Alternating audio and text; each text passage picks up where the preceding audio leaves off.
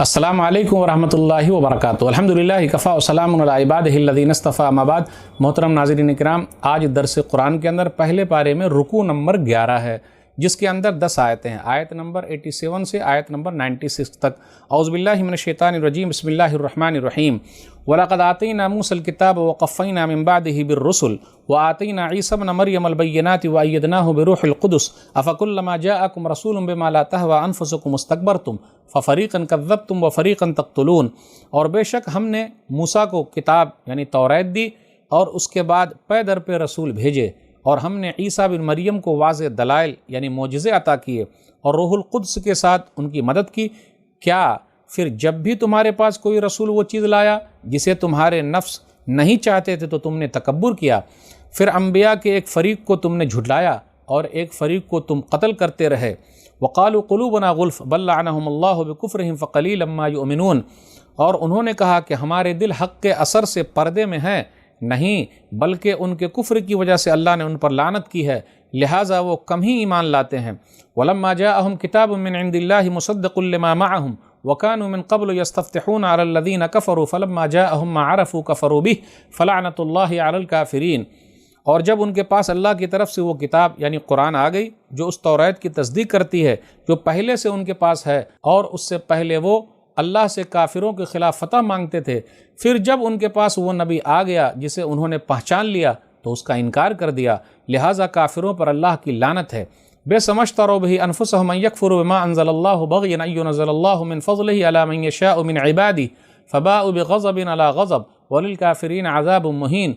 وہ بہت بری چیز ہے جس کے بدلے انہوں نے اپنے نفسوں کو بیچ دیا، یہ کہ وہ اس ہدایت کا انکار کرتے ہیں جسے اللہ نے نازل کیا ہے، صرف اس حسد کی وجہ سے کہ اللہ اپنے بندوں میں سے جس پر چاہے اپنا فضل یعنی وحی اور رسالت نازل کرے، لہٰذا وہ غصے پر غصے لے کر لوٹے، اور کافروں کے لیے رسوا کن عذاب ہے۔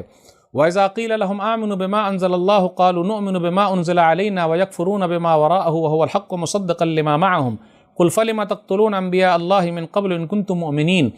اور جب ان سے کہا جاتا کہ اس کتاب پر ایمان لاؤ جو اللہ نے نازل کی ہے، تو وہ کہتے کہ ہم صرف اسی کتاب پر ایمان لاتے ہیں جو ہم پر نازل کی گئی ہے، اور وہ اس کے علاوہ کا انکار کرتے ہیں، حالانکہ وہ قرآن برحق ہے اور اس کتاب کی تصدیق کرتا ہے جو ان کے پاس ہے۔ کہہ دیجئے اگر تم اپنی کتاب پر ایمان لائے ہو تو پھر تم اس سے پہلے اللہ کے نبیوں کو کیوں قتل کرتے رہے ہو اگر تم مومن ہو؟ وَلَقَدْ جَاءَكُم مُوسَىٰ بِالْبَيِّنَاتِ ثُمَّ اتَّخَذْتُمُ الْعِجْلَ مِن بَعْدِهِ وَأَنْتُمْ ظَالِمُونَ۔ اور بے شک موسیٰ تمہارے پاس واضح دلیلیں یعنی معجزے لے کر آئے، پھر اس کے بعد تم نے بچھڑے کو معبود بنا لیا اور تم ہی ظالم ہو۔ وَإِذْ أَخَذْنَا مِيثَاقَكُمْ وَرَفَعْنَا فَوْقَكُمُ الطُّورَ خُذُوا مَا آتَيْنَاكُمْ بِقُوَّةٍ وَاسْمَعُوا قالوا سمعنا وعصينا وأشربوا في قلوبهم العجل بكفرهم قل بئس ما يأمركم به إيمانكم إن كنتم مؤمنين۔ اور جب ہم نے تم سے پختہ وعدہ لیا اور تم پر طور پہاڑ کو بلند کیا اور کہا جو کچھ ہم نے تمہیں دیا اسے مضبوطی سے پکڑ لو اور غور سے سنو، انہوں نے کہا ہم نے سنا اور نافرمانی کی، اور ان کے کفر کی وجہ سے ان کے دلوں میں بچھڑے کی محبت پلا دی گئی یعنی ڈال دی گئی۔ کہہ دیجئے چیز بہت بری ہے جس کا تمہیں تمہارا ایمان حکم دیتا ہے اگر تم مومن ہو۔ قل ان كانت لكم الدار الآخرة عند الله خالصة من دون الناس فتمنوا الموت ان كنتم صادقين۔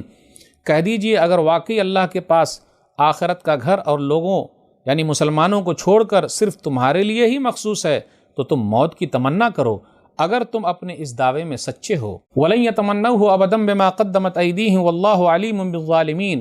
اور ان برے اعمال کی وجہ سے جو ان کے ہاتھ آگے بھیج چکے ہیں وہ کبھی بھی اس موت کی تمنا نہیں کریں گے، اور اللہ ظالموں کو خوب جاننے والا ہے۔ وَلَتَجِدَنَّهُمْ أَحْرَصَ النَّاسِ عَلَىٰ حَيَاةٍ وَمِنَ الَّذِينَ أَشْرَكُوا يَوَدُّ أَحَدُهُمْ لَوْ يُعَمَّرُ أَلْفَ سَنَةٍ وَمَا هُوَ بِمُزَحْزِحِهِ مِنَ الْعَذَابِ أَن يُعَمَّرَ وَاللَّهُ بَصِيرٌ بِمَا يَعْمَلُونَ۔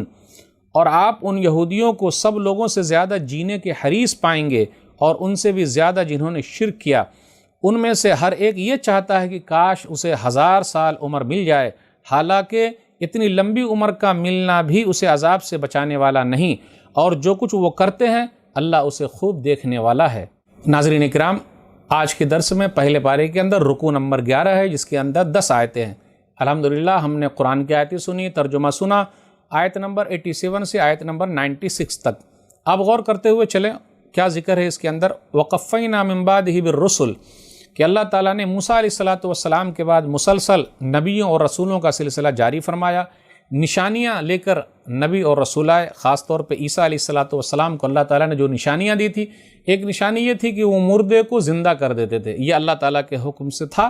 اور نبی صلی اللہ علیہ وسلم کے زمانے میں لوگوں کو اپنی زبان پر بہت ناز تھا، تو قرآن اللہ تعالیٰ نے دیا اور عربوں کو گونگا کر دیا۔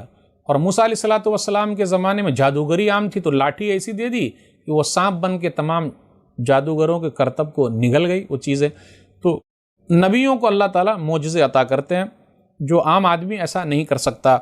پھر اسی طریقے سے یہ بیان کیا جا رہا ہے کہ خاص طور پر عیسیٰ علیہ السلام کے بارے میں سورہ آل عمران سورہ نمبر 3 آیت نمبر 49 کہ وہ کیا کرتے تھے، انی اخلق لکم من الطین کہیئۃ الطیر فانفخ فیہ فیکون طیرا باذن اللہ وابرئ الاکمہ والابرص والموتى باذن اللہ وانبئکم بما تاکلون وما تدخرون فی بیوتکم۔ وہ کیا کرتے تھے، اس کا خلاصہ بیان کرتا ہوں کہ وہ مٹی کو لیتے تھے اور پرندے کی شکل بنا دیتے تھے، پھر اسی طرح مردے کو زندہ کرتے تھے، اس لیے وہاں کیا آیا، وَأُحْيِي الْمَوْتَىٰ بِإِذْنِ اللَّهِ، اللہ کے حکم سے۔ پھر اسی طرح وہ اندھے کو اور کوڑھی کو بھی صحیح کر دیتے تھے، پھر اسی طرح گھر میں کیا پکا ہوا وہ بتا دیتے تھے، جمع کر کے کیا رکھیں وہ بتا دیتے تھے۔ پھر آگے یہ بیان ہو رہا ہے کہ یہ لوگ کہتے تھے، یہودی لوگ، کہ ہم دعا کرتے ہیں اللہ سے، اللہ کوئی رسول بھیج تاکہ ہم ان کافروں کے خلاف لڑیں گے۔ تو یہ لوگ دعا کیے، نبی صلی اللہ علیہ وسلم آئے بھی، لیکن کیا ہوا، یہ لوگ بات نہیں مانے۔ وہ چاہتے تھے، یستفتحون کا لفظ ہے کہ اللہ تعالیٰ ہم ان کے ذریعے غلبہ حاصل کر لیں گے، مدد حاصل کریں گے۔ جب یہ یہود مشرکین سے شکست کھا جاتے تو اللہ سے یہی دعا کرتے کہ اللہ رسول بھیج، نبی بھیج، ہم ان کے ساتھ ملیں گے اور ان لوگوں کو ہرا دیں گے۔ لیکن جب نبی صلی اللہ علیہ وسلم آ گئے اور یہ لوگ نبی صلی اللہ علیہ وسلم کو جانتے ہیں جیسا کہ اپنے بیٹے کو جانتے تھے، تمام نشانیاں موجود تھیں، لیکن ان لوگوں نے انکار کر دیا۔